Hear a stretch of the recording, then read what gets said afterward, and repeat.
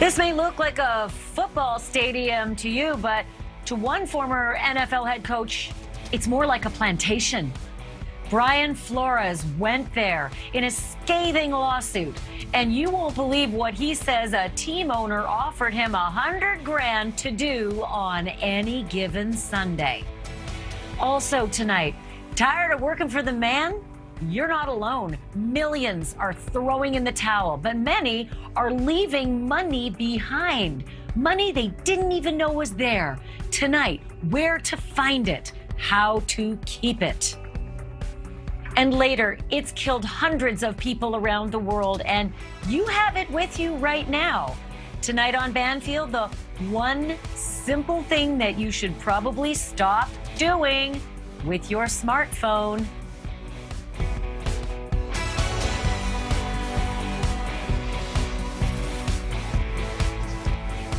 Hello and welcome to Banfield. Are you ready for some fallout? Just say the words racism, discrimination, plantation, and football. Better yet, put them in a federal lawsuit. And you'd better invest in a helmet. Brian Flores, the recently fired head coach of the Miami Dolphins, uses all of those words in his blockbuster class action suit against the NFL and member teams. And I haven't even gotten to the word tank. Asked why he was doing this, risking his own career, by CNN's John Berman, and here is what Flores himself had to say about it. But this is bigger than coaching. This is bigger than me. Look, the numbers speak for themselves as far as the hiring, firing, and the lack of opportunities for minority and black head coaches and executives in the National Football League. And we need to change. We need things to change. Apart from allegations that pro football discriminates against African Americans up and down the field, Flores claims that in 2019, Dolphins owner Stephen Ross offered him $100,000 for every game that he would tank, intentionally lose that way. The team could end the season with a dismal record and thus be entitled to a top pick in the next player draft. That is not the sort of game plan that the TV commentators talk about, is it? And it's sure not what the Dolphins ticket holders probably want from a head coach or from a head office. Tonight, Flores is an MVP to many, including the former head coach of the Cleveland Browns, who says tanking isn't confined to the Dolphins, and I'll quote him as saying, won't stay hidden much longer because it can't. To other people watching this story, Flores is way out of bounds. I want to bring in NewsNation correspondent Brian Enton, who is outside the Hard Rock Stadium where the Dolphins play their home games. So, Brian, this is just not a sports story. This is an everybody's story, because people think football, basketball, hockey, those games are real, and that's real play. And they sure don't assume that a football stadium is a plantation. Tell me a little bit about how it's reverberating where you are.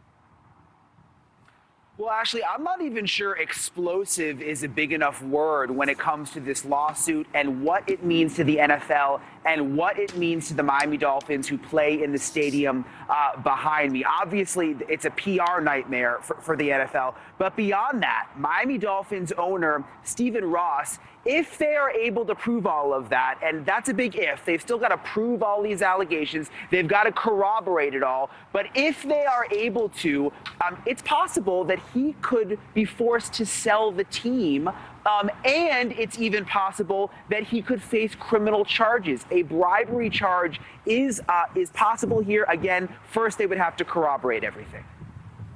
I mean, yeah, we're talking, you're now getting into my show's material, criminal aspects of it, stuff that, you get in a lot of trouble for. I remember Quiz Show, that was such a big deal because it was just a game show on TV, but when they were rigging it, it actually became a crime. And you could possibly say that a game on the field is not a whole lot different than a game show in a studio. All right, whenever I talk about lawsuits and anything that involves American jurisprudence, I always want to know about one big thing first, and that is proof. What kind of proof are we looking at?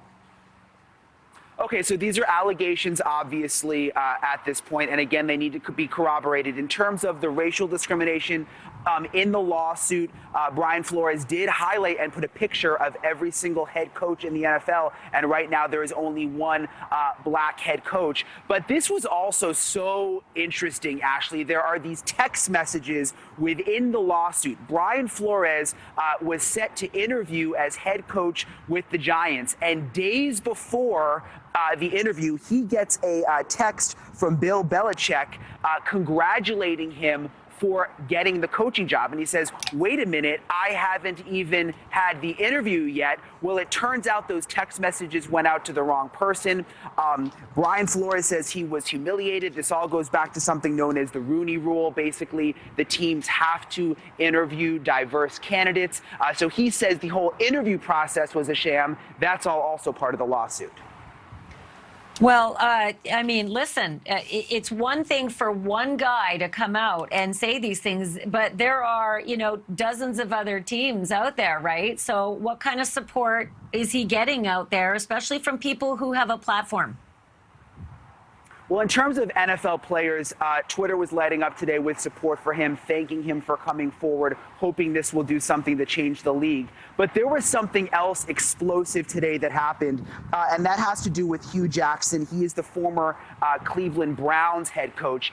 He started tweeting today, alluding to the fact that he was also at one point told to lose games and that he would be paid to lose games. Some of the tweets said that the owner was happy while we kept losing, and it won't stay hidden much longer. It can't. So if this wasn't already a big deal for the NFL, imagine now another former head coach possibly coming forward. And there were reports today, Ashleigh, that he could also be getting involved in this lawsuit. Well, it was left open, right? That's how this was crafted. It was crafted as an invitation to join in a class action. So there's Mr. Jackson, and that's fascinating. Have you heard any wind anywhere in this whole, community of pro football that Hugh's the first to join, first to speak out, but that there will be many more after this? Are you hearing any inkling like that?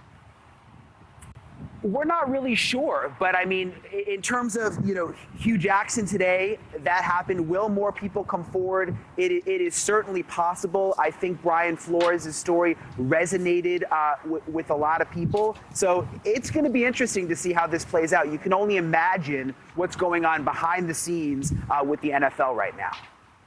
Okay, one last quick question with you, Brian, and that is that when I read the suit, I was looking at things that stood out, really brazenly. And the comparison to a slave plantation was language that makes headlines, was language that gets heard, but was also language that I know will rankle some people. What's the fallout from the plantation language in the suit? So like everything, you've got two sides. You've got a lot of people that say it adds up. I mean, you've got white billionaire owners of these teams. They are all white billionaires, and it is all mostly black players that they employ and basically control. But you do have people saying, wait a minute, I mean, it's very different than a plantation situation. These players make the choice to be a part of the game. They're paid very, very well. But you mentioned it. I mean, it was a very strong word, a very strong paragraph in that lawsuit. He clearly wanted to make a point, and he certainly did. Boy, did he. Okay, Brian Entin, thank you for scrambling to the stadium where all of this emanates from. Appreciate the live report. Brian Entin reporting for us and continuing to watch this story. I want to do something before I bring in my next guests, because these next guests, they are insiders. So they know a lot more than I do, even than Brian does, and Brian knows everything. I want you to hear from Brian Flores himself, because CNN's John Berman had a pretty lengthy interview with him this morning and asked a lot of probing questions where we really got to feel the soul of Brian Flores. It was less the language in a cut and dry boilerplate lawsuit and the real man answering about the things that hurt, like really hurt deep down, especially when it comes to family. So first and foremost, he said that it was hard to do this because of the risk. Understand what he's going through, right? He's suing the NFL. You think you're ever going to work in the NFL again? Just think about how that's going to be. That he's young. He's got his whole career ahead of him. So that's the one thing he mentioned. And he said, when you're black and a black coach, you have a target on you and you have to be better than everybody else. And then he said the stuff that made my heart melt. He said how it's affected his family. Have a listen to this. I have two sons. They're, 8 and 7. I've got a 5-year-old daughter. When I look at them, I don't want them to go through some of the things I've had to go through. And I know that was the same for people who came before me as well. They were thinking about me, even though I wasn't. I wasn't here yet. But that was a big thing. And then I just think of all the coaches that even on my staff. I thought about guys on my staff or my previous staff in Miami who I know are more than capable, who are gifted to coach in this league, to lead. I just want them to have the opportunity to stand in front of an owner and have a real opportunity to get one of those jobs and lead a team. That got to me. The view is always different from the field. George Wrightster had that view for years. He is a former tight end with the Jacksonville Jaguars. He's also the host of The Nightcap on Sirius XM's Mad Dog Radio, and he hosts the Wrightster or Wrong podcast. And also, the investigative journalist Declan Hill is an expert, just so happens, on match fixing and corruption in sports. He's also the author of The Fix: Soccer and Organized Crime. Welcome to both of you. I'm sure that you saw that interview, guys, and I don't know if it, struck to your heart the way it did to mine, to hear it, straight from his mouth.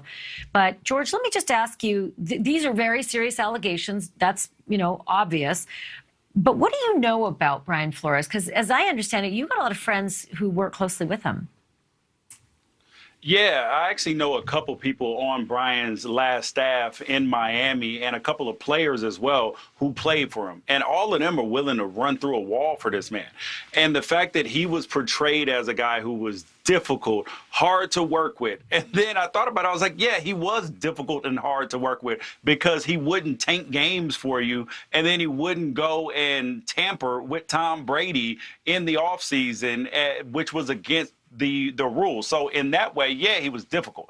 But the consistent thing that they all say is his leadership and his ability to communicate and be a leader of men, that it was a special ability. And now he's looking for a job, and also he's suing the NFL. So, George, this is a straight up question. It's an easy answer. Do you believe all the things that he has said in his lawsuit, that the NFL is cheating and that the NFL is racist? I believe that there are instances where teams tank, right? Because they had started this whole campaign, tank for Tua Tagovailoa, who they ended up being able to draft anyway. But football and sports is supposed to be a meritocracy. The best man is supposed to win. The people who score the most points. And to think that a coach or an organization would not be trying, that doesn't feel good to the players, because the players are always trying. You can't get the players to not try, but you can put them in situations where they cannot succeed. But to your second question about, is the NFL racist? Well, there are either some racist owners or there's some subconscious bias, because there's no reason why 70+% of the players are black. And then those guys are talked about as, experts in the game, that they're coaches on the field, that they're great leaders and all of that. But then when it comes to leading a team off the field, it just becomes a lot more difficult. So either owners have trouble with identifying and connecting with somebody who's not from the same background and history as them, and they're not looking at it like, oh, this looks like my son, this looks like my nephew, my grandson. We have some common experiences. So I think you can either say it's racist or that there's subconscious bias, that they just won't let that pass to be able to hire what is really the best man for the job.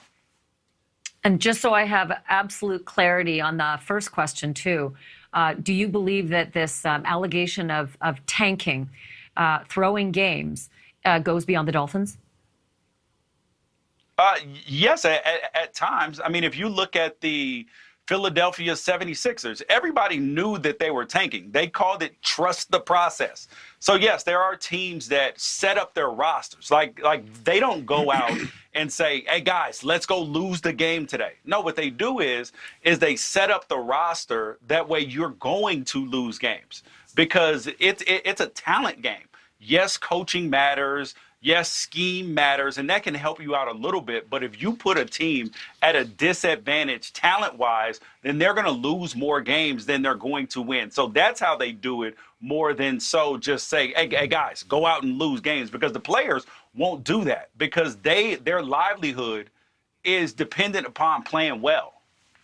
Same thing. Yeah, different strategy. So, Declan, I want to bring you in on this because you're the guy that sort of does the deep dive and drill down on the stats, the numbers, the facts. And so we compared Flores' record, with the Dolphins, with the last 2 years, with other coaches who were with their teams for a similar amount of time, trying to get, the samples as accurate as possible. And Brian Flores' record was 19-14 with the Dolphins, and he was the first Miami coach to have back-to-back winning seasons since 2003. That's pretty impressive. And then we went on to Mike McCarthy, the Cowboys. He was only 18-15. Ron Rivera with Washington was 14-19. And Matt Rule with the Panthers was 10-23. And yet those three guys are all still employed. Those three guys are also white. Can't Flores' record speak for itself? And I don't know that that's enough for, the bar in court, but it sure is obvious to me, and I don't know much about football. Look, what we're dealing with here is, Brian Enton's excellent story, George's cover of these issues. This is the single most explosive issue in North American sports now. Every sports fan knows that the owners have been accessing, enabling, tanking for decades. Look, the Major League Baseball is right now involved in a lockout of their players. And one of the things the players want is to stop the tanking. It's in the labor negotiations. The baseball players are saying, look, we're tired of tanking. So have there been more cases of tanking, deliberate fixing in the National Football League than these allegations now? Yes. And it's the number one issue which is going to face the National Football League. Because it doesn't matter about concussions. It doesn't matter about doping.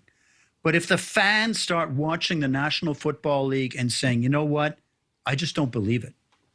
I just don't believe that miraculous play, whether it's good or whether it's bad. I just don't believe it. This is what we're dealing with here. We're dealing with a really serious issue. In terms of the racism, look, if only a third of the allegations and that explosive, to use Brian's word again, statement of claims are accurate, if it walks like a duck, if it talks like a duck, it's a duck. And this is a league with serious systemic problems of racism. I should do one quick correction. I said that the three other coaches that I mentioned were all white, and actually Ron Rivera is Latino, but they're not black, I should say as well.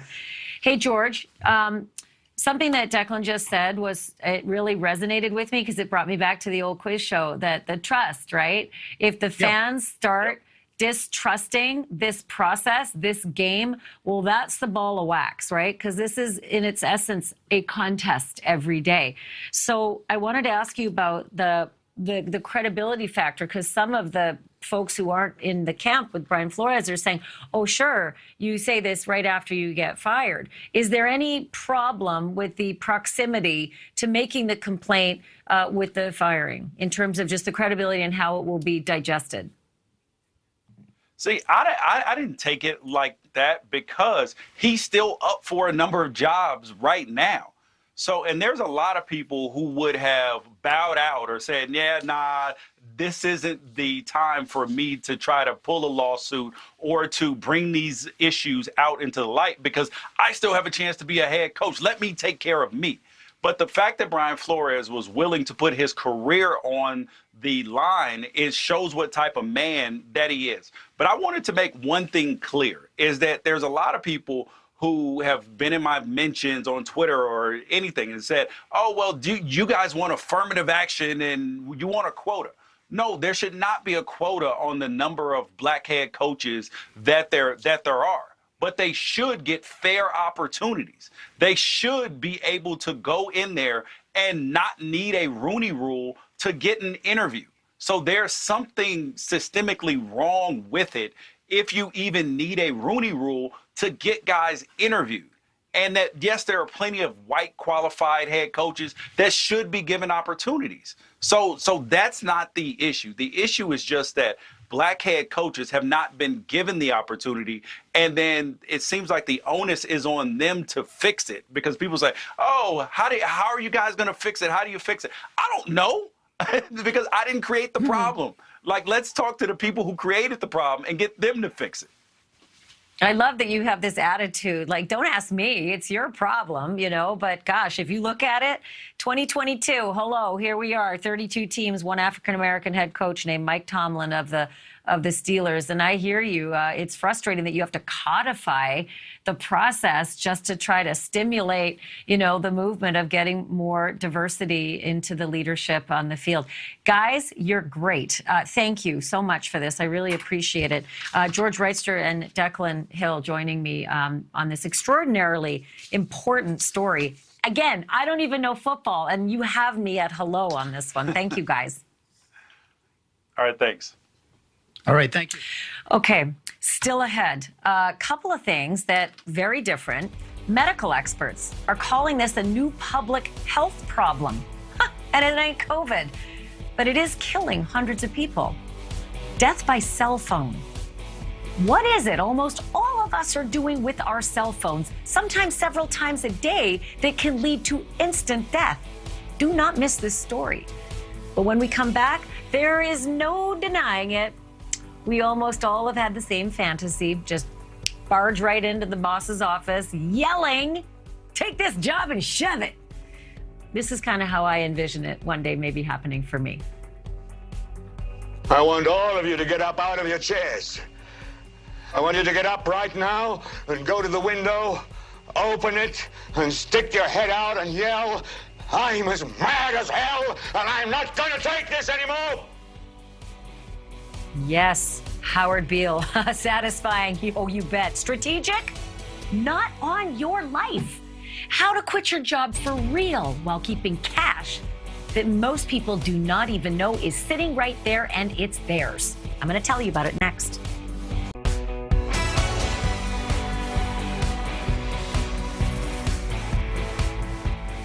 Welcome back to Banfield. We have all been there. Steaming mad at the boss, sick of the mouth breather 2 seats down, so over the glory hogs and the supervisor who says things like, yeah, I'm going to need you to work on Saturday.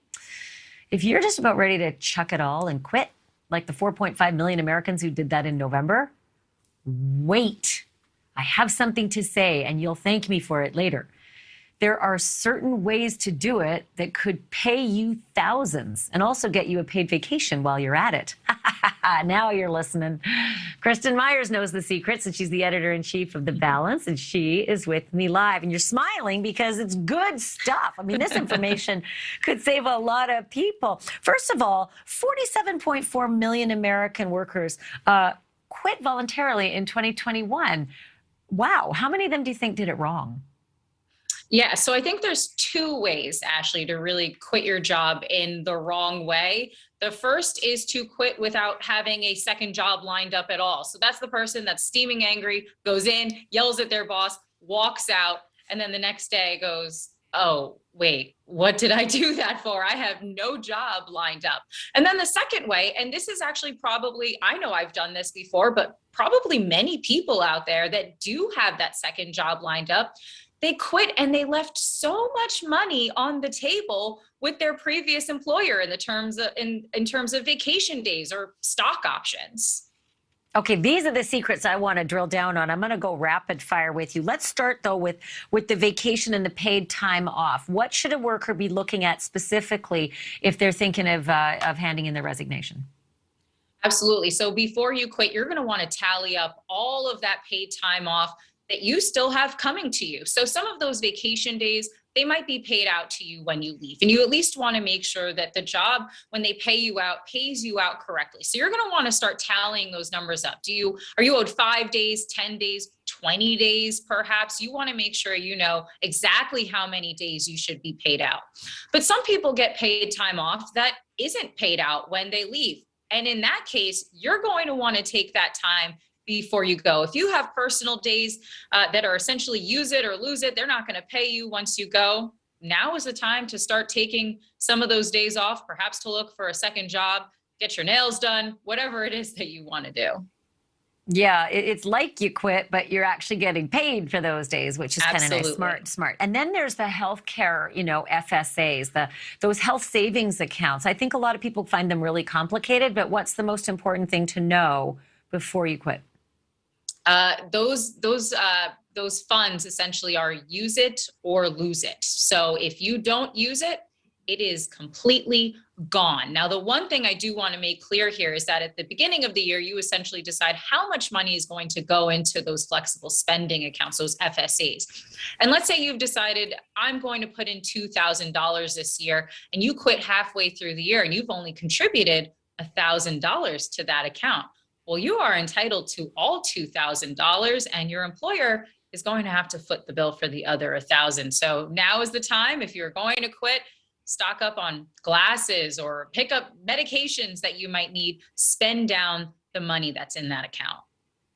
That's the one thing I find a little complicated, because the New York Times actually reported it both ways and said, the employer's on the hook for the extra $1,000 that you haven't yet put in. And then they went back the next day and said, wait, we're not sure that that's actually true. So I would love for people to check with their accountants on that one. But that's a lot of money to be out. And it's free money, too, if it's true.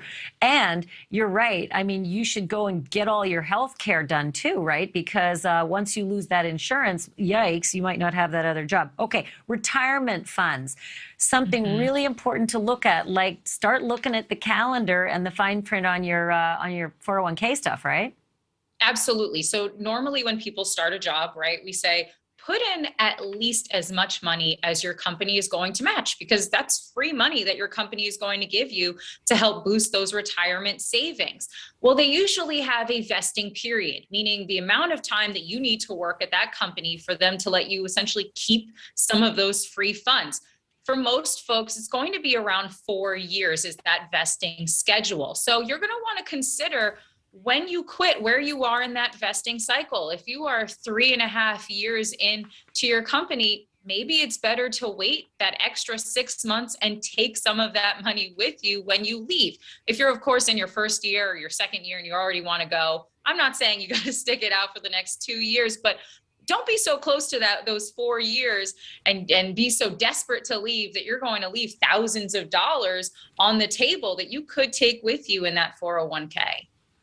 Right. It could be like a couple of weeks costs you a loss of, $4,000 or $5,000. I think a lot of people, if they knew that math, they'd be thinking differently. Okay. The other thing is not everybody gets stock options with their jobs, but lots of people do.